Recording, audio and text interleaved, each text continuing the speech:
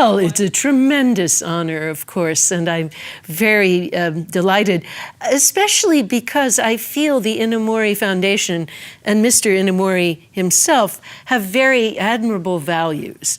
And sometimes you might think, oh, this is just a prize. But this, to me, it's more than just a prize because it's symbolism of really good values of contributing to humanity. So I feel particularly honored and pleased.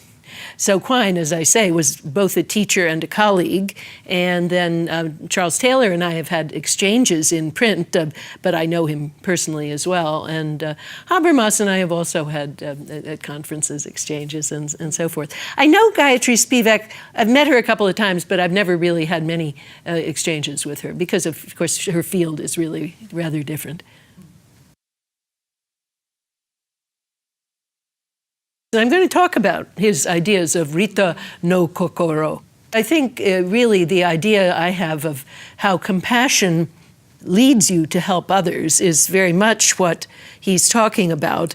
And I think I'm going to add that I think it needs to be not just a personal effort, but it needs to be built into the fabric of laws and institutions. Even compassion, which can be very good and can help us do good things, can also be divisive because human beings are naturally very narrow creatures. And if we feel strong compassion for our friends and our family, that can actually turn us away from the issues of the larger society. Compassion that's uneven like that can actually be a hindrance. So I think that's why we need laws. In Victorian era in Britain, when they tried to run society by compassionate philanthropy, you know, they helped the people they liked and they didn't help the people that were different from them. And so that wasn't very good. And I think a good, just system of taxation and redistribution is much better than voluntary compassionate philanthropy. But of course, more generally, I think we do have to cultivate the rejection of emotions of blame and anger in favor of a turning toward the future with hope and with a kind of love that is like brotherly love that embraces everyone.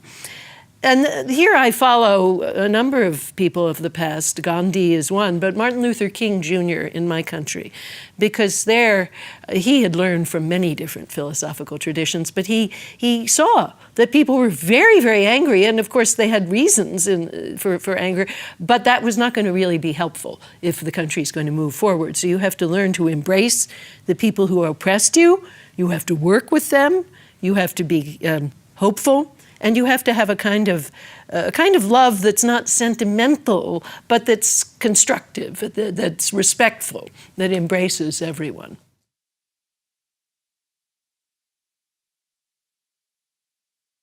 I would say find out what you really, really love and follow that with all your passion. Because some people want to do one thing, some want to do another, but find what's your thing and then give it all your effort and work and all your passion. I would say that also, while you do your one thing, remember that you're also a citizen. And so, you know, suppose you're an artist, you're also a citizen, and that means you should take part also in the political discourse, and therefore you should learn what you need to learn to do that. You should learn critical thinking, you should learn the facts about the world, and you should develop a kind of sympathy with people of many different kinds. We need to also work on being open to the ideas of people we disagree with.